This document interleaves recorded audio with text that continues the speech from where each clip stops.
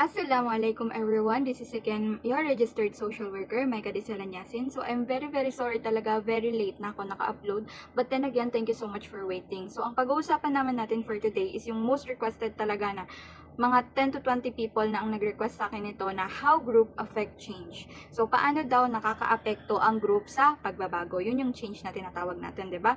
So without further ado, let's discuss paano nga ba nakaka-apekto ang grupo sa change ng isang tao. So, ayan, pinakauna sa lahat is yung group as the medium of change. So, ano nga ba ang group as a medium of change? So, the group serves as the environment or channel where change naturally happens. So, dito pa lang sa definition niya na to, yung grupo daw is nagsiserve as the environment o yung place or yung channel or yung tool. Pag kasi nakita nyo yung word na medium, meaning yan, tool. So, yung grupo daw is nagsisilbing tool or nagsisilbing environment kung saan yung pagbabago is naturally na nangyayari. So, may example siyang binigay dito. The group provides emotional support. Yung grupo daw is nagpo-provide daw siya ng emotional support ng mga kagrupo niya. Nagbibigay din daw siya ng opportunity para ma-express ng mga kagrupo niya yung mga nararamdaman nila. So, yun, nagiging tool siya. Kumbaga, nagiging, alam mo yun, parang gamit siya, nagiging gamit yung grupo para mapabago yung kagrupo. Or nagiging gamit yung group para mapabago yung mga tao sa mismong group. Okay? And then, learning from others' experiences. Kasi nga, di ba, kapag may kagrupo ka, and then, feeling mo belong ka, feeling mo, sila na yung, parang kayo-kayo na yung magkakasama. So, yung grupo na yun, siya yung magiging dulo ng lahat kung bakit ka magbabago or yung grupo na yun yung magpapabago sa'yo. So, yun yung meaning ng the group as the medium of change or yung tinatawag nating yung grupo yung magiging environment o yung tool mo para magbago yung isang tao na kasali sa grupo. Okay? So, the key idea lang naman here is the group is the setting where the change is facilitated, not forced. Okay, pinaka-importante dito, not forced. Kasi nga, di ba kapag nasa grupo ka, feeling mo belong ka, so it's very important na hindi mo maiisip na magbabago ka lang just because the group itself is changing or just because the group itself is ganito ganyan.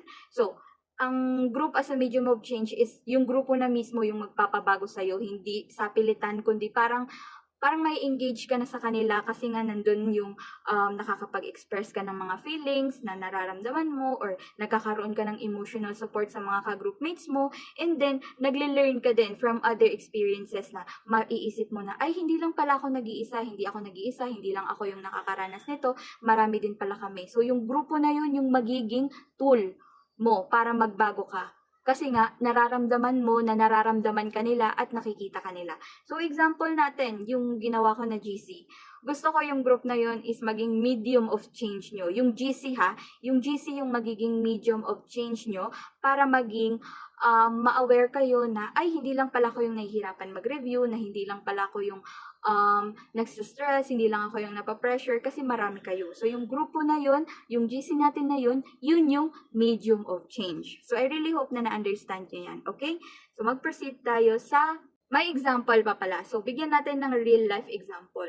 So, support group ha, ng mga kabataan na naka-experience ng anxiety habang nag-share sila ng kanilang experiences. So, magiging a medium of change ang isang grupo kasi nga nakikita nila na hindi pala ako nag-iisa gaya nung sinabi ko doon sa GC natin. Di ba? Super dami na natin, like 400 plus.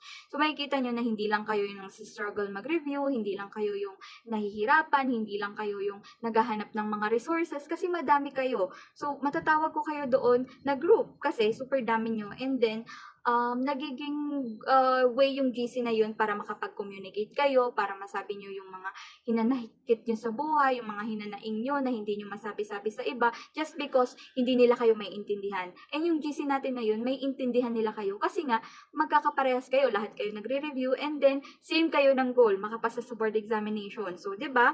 Very effective or ginawa ko na talaga yun para na din ma-feel nyo na hindi kayo nag-iisa. And I really hope na effective siya sa inyo. Kasi nga marami na din nagko-comment doon, and then marami na din nag-share ng kanilang experiences doon mismo sa GC natin. Okay? So, eto din sa isang example natin dito sa screen, natututo sila ng coping strategies. Kasi kapag yung sa support group kasi, ang minimin dyan is yung kapag may nararanasan silang anxiety, di ba? And then mga bata sila, di ba? Same sila ng mga nararanasan. So, yun, makaka-share yung isa sa kanila ng mga support nila sa sarili nila or yung mga coping mechanism. And then ikaw din marirealize mo na, okay, effective pala yun. Why not try it? Ganun. So, same din doon sa in-example ko sa GC natin. Na kapag nakita nyo na, okay, effective pala ang way of learning ni ganito, ganyan. Kasi ang way of learning niya is yung pagdidikit-dikit sa wall. Or way of learning niya is pagbabasa-basa. So, yun. Parang yung grupo na yun is nagsiserve na siya as your medium na para magbago kayo or para may magbago doon sa sistema na ginagawa nyo. Okay?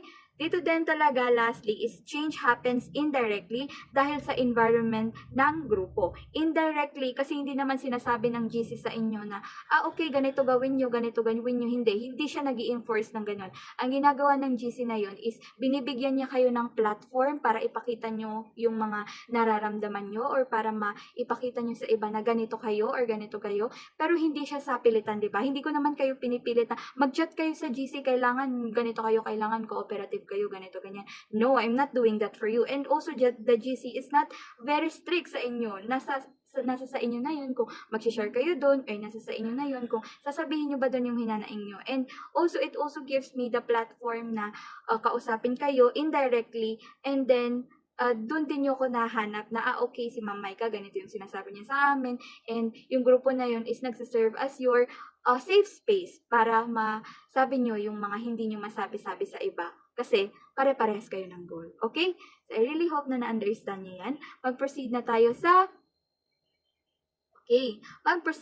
here. So, pangalawa to ha, yung first is the group as the medium of change. Dito naman, the group as the target of change. So, ano nga ba ang meaning ng the group as the target of change? The group itself is the focus of the intervention and needs to be improved or changed. So, sino ba ang target of change ko sa GC na sinabi ko sa inyo? Di ba kayo? So, kayo yung target of change ko. Bakit kayo yung naging target of change ko? Kasi nga, kayo yung mag-board exam. And hindi naman ako yun, di ba? Hindi naman din yung GC natin yung mag-i-exam. Di ba kayo yun? So, kayo yung target of change ko. Kayo isa-isa yung mga individuals na target o focus ko ng mga intervention at saka needs na pinaggagawa ko doon para ma-improve yung pag-study nyo, para ma-improve yung way of learning nyo, or para ma-improve yung communication skills nyo na kapag nasa board exam na kayo, hindi na kayo mahihirapan kasi may naging kagrupo na kayo, and yung grupo na yun, kayo yung naging target, kayo yung focus, kayo yung tinutulungan, kayo. This time, kayo naman. 'Di ba? Alam niyo yun, parang ganun na setup. So, yun. Kaya ang goal ay ayusin ang communication pattern, leadership issues, conflict within the group, unhealthy norms or behavior. Diba napapansin nyo kapag very maingay na kayo sa GC, doon na ako parang may nasasabi na ako, or doon na ako parang nagme-mediate kung may hindi man pagkakaintindihan, or kapag medyo hindi na maganda yung pakikitungo ng isa sa ganito ganyan, kasi hindi naman po lahat ng jokes is nakakatawa. Minsan na-hurt na tayo in a very subtle way, pero hindi natin masabi kasi baka iba yung kalabasan doon sa friends natin na ganito yung sinabi. So yun, doon pa lang yung grupo na yun nagiging target of change na, kasi syempre nandun kayo, 'di ba? And then nakakaramdam kayo ng ganito ganyan. As a target of change, goal nyo talaga na may mga interventions din na mabigay ako sa inyo, na mga needs nyo para ma-improve yung sarili nyo. So kapag sinabi nating target, kayo na to, individual. Kayo na nasa grupo. Okay? So ulitin natin yung medium of change, yun yung environment.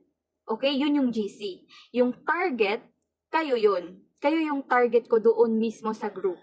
Okay? Kayo na tao. So, key idea natin dito is the group is not just a place, it is the problem that must be transformed.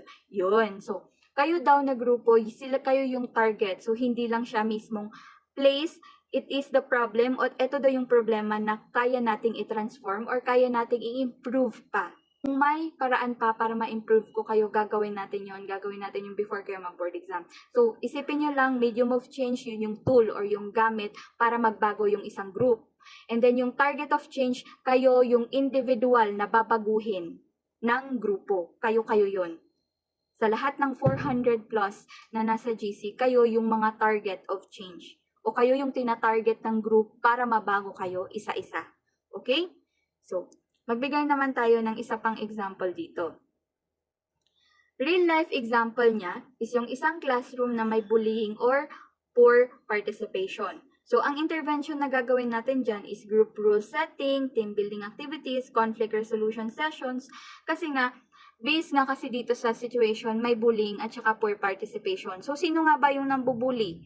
Yung mga individual, 'di ba? So, sino yung may mga poor participation? Yung mga individual. So, ang pinag-uusapan talaga natin kapag sinabi natin na yung group is the target of change. Yung mga individual, sila yung focus. Basta wag nyo lang kakalimutan yung word na focus or yung target, ganyan. Meaning lang naman ng focus is F is to T. Focus, sila yung target. Okay?